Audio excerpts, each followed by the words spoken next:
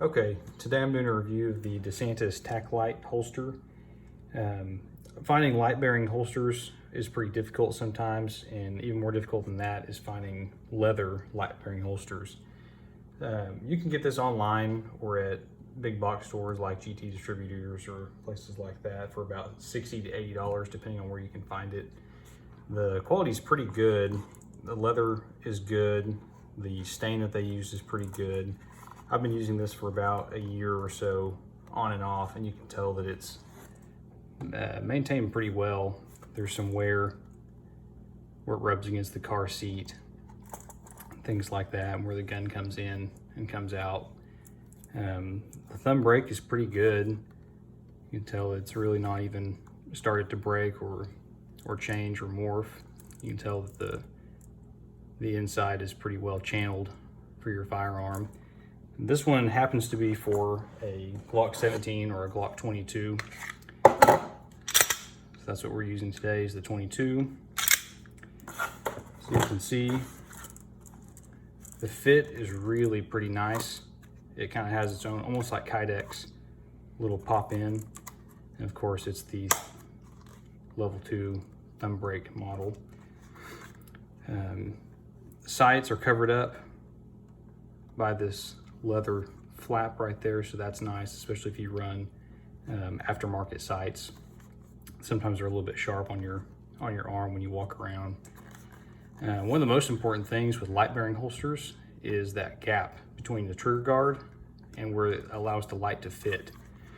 So, for example, on your typical duty holsters from Safariland, the ALS or the level 3s, depending on whatever it is, whatever light you're running.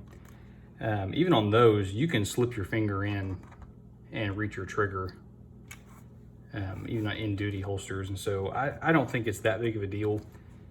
For the most part, nothing is going to get in there. Your trigger's not going to be depressed. When you look at it from the flat side, it rides pretty high up along that edge.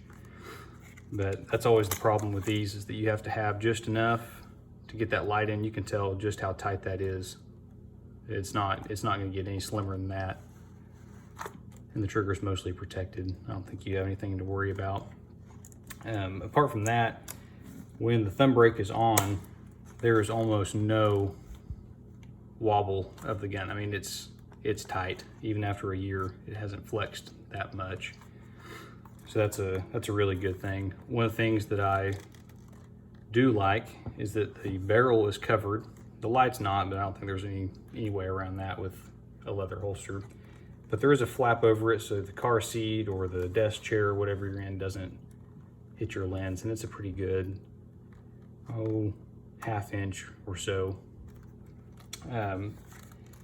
It rides about the 10 to 15 degree FBI cant typically if you use the primary 2 slots. They did make it, which is pretty typical for Santis, is the 3-slot design where there's this extra neutral cant. I don't really like that slot. It doesn't really work very well for me. You can kind of tell that if your belt was running here, there's a lot of gun above the belt and not very much below it, and so it ends up kind of flopping away from your body. It's not real secure. So as far as the 3-loop design goes, I wish the Santis would just get rid of the middle loop. I don't think it's very helpful. It's not very secure.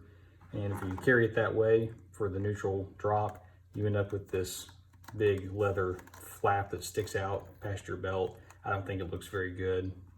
They should just get rid of that and let it be a 2-slot design and just leave it canted. It's probably the way to go. I don't know if I said this before. This one is for the TLR1 and Glock. It also comes available for the X300 Ultra and I think the TLR7 weapon lights.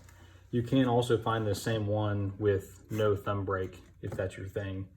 As far as outside the waistband goes in this type of holster, I think the thumb brake's the way to go. But it's hard to find information about these. I hope this was helpful. I can always update and give you a different look at this holster later on if that's what you guys want. Other than that, that's about it. Thank you guys for watching.